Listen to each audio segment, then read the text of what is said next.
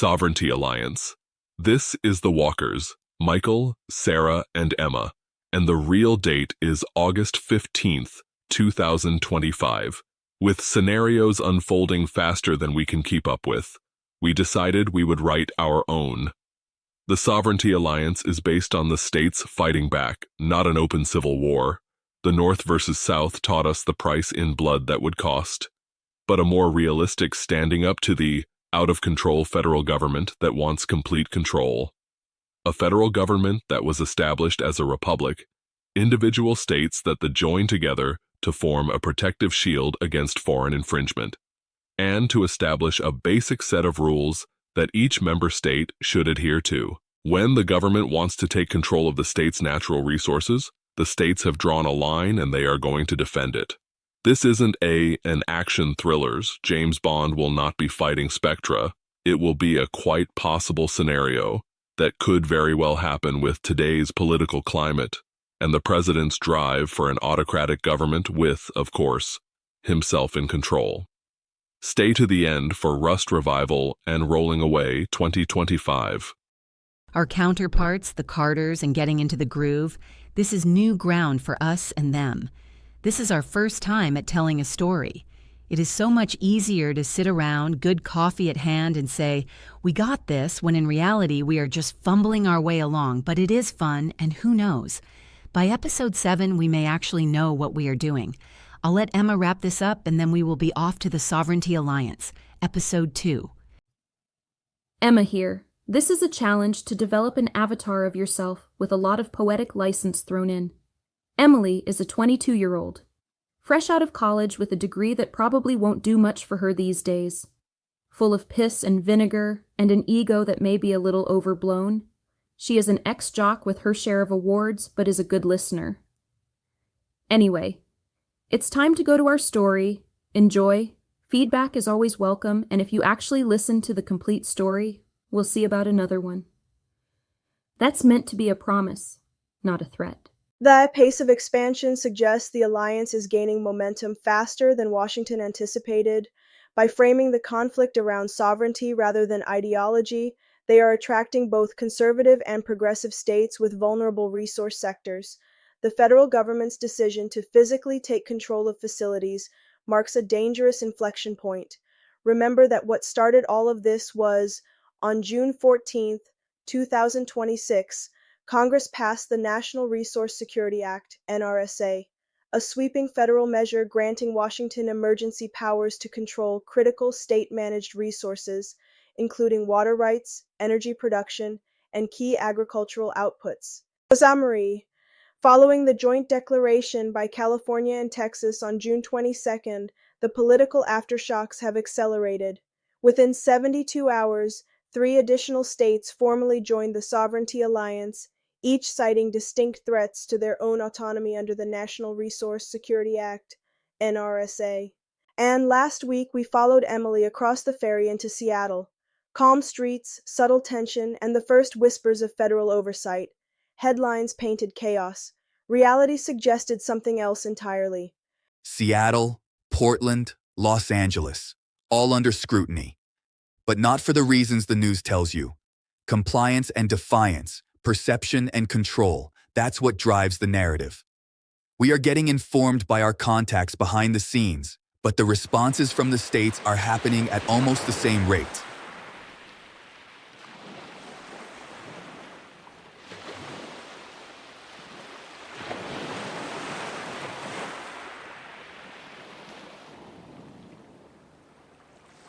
Robert and I did some checking after hearing from Emily while she was on the ferry. We contacted a friend in D.C. regarding Emily's shadows aboard the ferry. It seems that we are being watched. Our commentaries about the administration have been noticed. As yet, it's just a flag. Our current president does not care for anyone that is being critical of him, although we haven't risen to the ranks of being called stupid and ignorant people that will be soon out of work on his social media like so many others. It's rewarding to be self-employed as he can't make us fire ourselves, although I am sure he will try. Puts. The first thing and that narrative has a new layer. Federal notices, National Guard readiness, selective oversight, The cities now know they're being watched. Every move, documented, analyzed. The National Guard has been put into a state of readiness, but how do you expect readiness from the Guard? They weren't trained for this. They are as bewildered as everyone else is.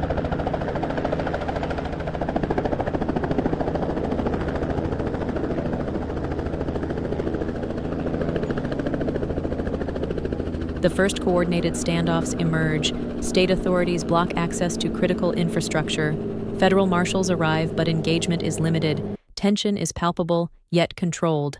The states are taking the stand that the administration does not have legal authority, and they must stand down. Of course, D.C. claims otherwise. Lawsuits have been filed in federal courts. As we listen to the Carters, the story broadens. Subtle power plays, local compliance, and early signs of coordination among residents and officials. But is it coming together fast enough? The lines between loyalty and obedience are getting blurrier by the hour. The White House is claiming that once again, there are threats to national security, and they will save us from ourselves once again. Yet the local leaders and the population is taking the stance. What are they talking about? It's like everyone is holding their breath and waiting to see what the other side does next. Federal notices require enhanced reporting. Security protocols must be documented. Checkpoints are being set up, and if you look, they aren't checking for illegal immigrants, they are checking everyone. Everyone is getting very tense, and potential for a serious clash is looming greater every day. But notice, they're not enforcing collapse, they're building a narrative. Exactly. The National Guard is on alert. Observers are in place. The optics are everything. Compliant cities go unnoticed. Resistant cities become stories. Hypocrisy is become the norm. And the more obvious it becomes, the greater the resistance.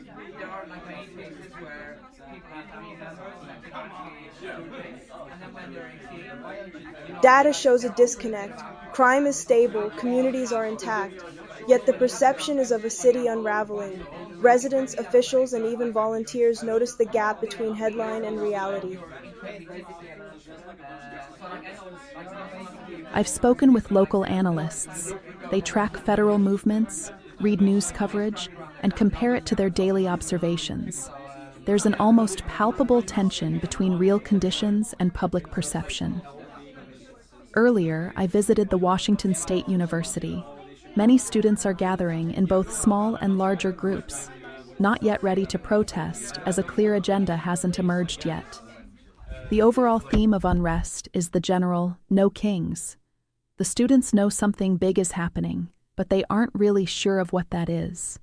Right now, I am over at Pikes Peak Marketplace and close to the cruise ship terminals. Business is down at this popular market as the uncertainty is obvious. The cruise ships, especially the ones headed to Alaska and Canada, are a mess. The usually efficient boarding procedures are bogged down. ICE has made a presence, and everyone is being scrutinized. There are a lot of unhappy vacationers grumbling. Back to you, Dad.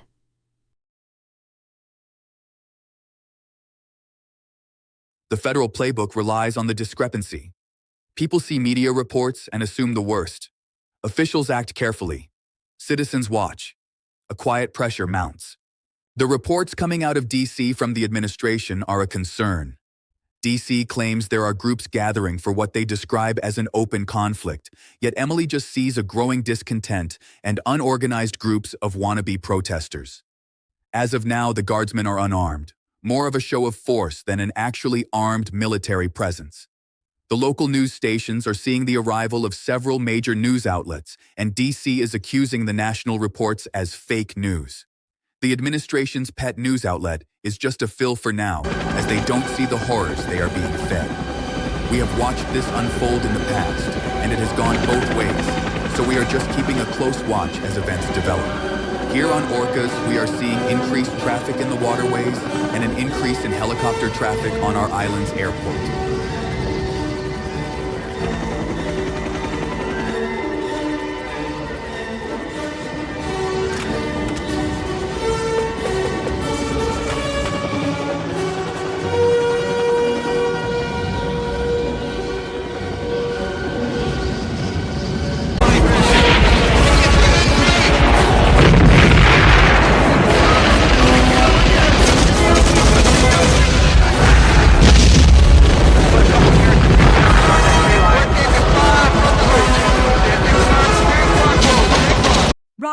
Robert, stop that now. It's not funny. Confidential, internal distribution, only summary. Following the joint declaration by California and Texas on June 22nd, the political aftershocks have accelerated. Within 72 hours, 3 additional states formally joined the Sovereignty Alliance, each citing distinct threats to their own autonomy under the National Resource Security Act, NRSA. June 24th to 26th, early expansion Oregon Governor Diane Keating declared, "The federal government has no authority to dictate water allocations that were settled by interstate compacts decades ago." Oregon's agricultural sector depends heavily on existing agreements with California and Washington, agreements now superseded by NRSA mandates. Oklahoma Governor Thomas Whitfield, standing with oil executives in Tulsa, warned of federal confiscation by another name, accusing Washington of treating energy states as colonies. Louisiana. Governor Paul Delacroix argued that offshore drilling rights belong to the state, not the Department of Energy. He authorized the Louisiana State Police to secure all critical facilities against federal agents pending court rulings. Coordinated Legal Offensive, filed June 25th. Case 1, 5th Circuit, State of Texas et al. Bavi, United States, asserts NRSA violates the 10th Amendment by commandeering state resources without consent. Case 2, 9th Circuit, State of California et al. V, United States, adds environmental law violations, claiming NRSA illegally overrides state-level ecological protections. Both suits request immediate injunctions to halt NRSA enforcement. Federal response, June 27th.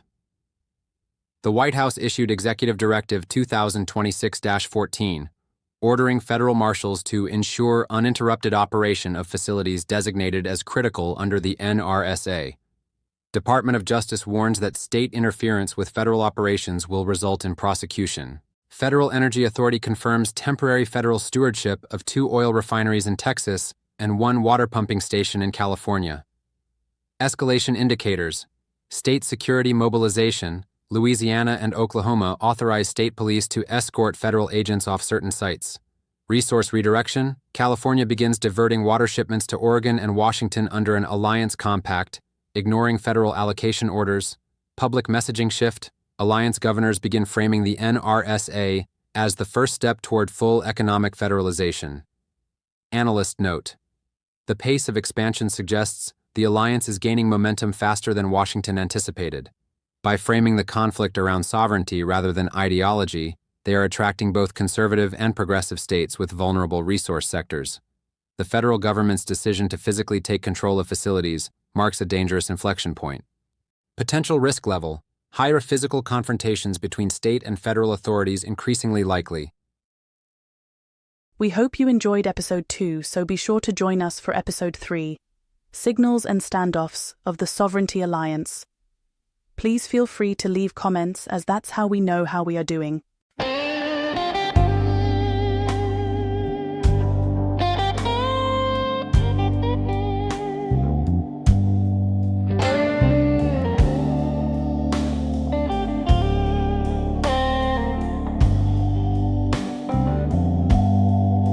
Well, my hopes were high in the morning light, but the truth rolled in sometime last night. I gave my trust, but it slipped away. Now I'm driving on toward a clear day. Rolling away, goodbye to the lies I knew. Rolling away,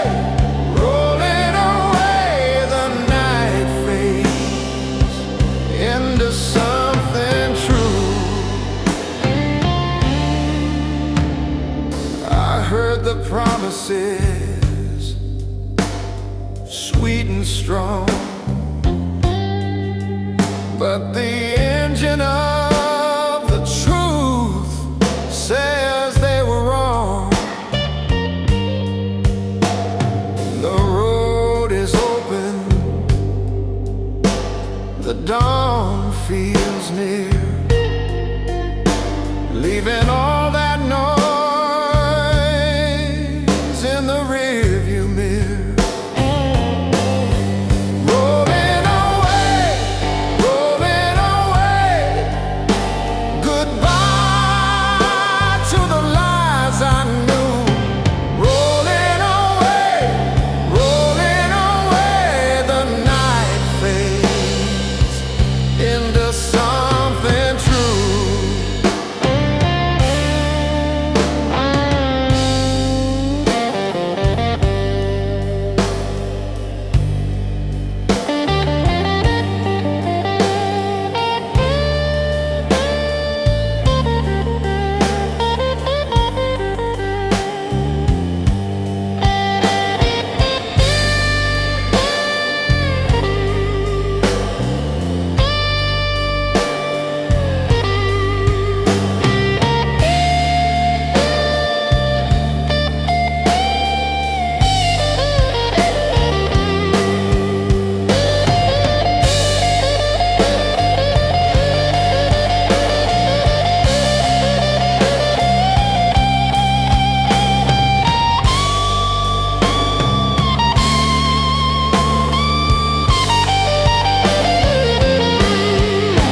So I wave goodbye to the games you played.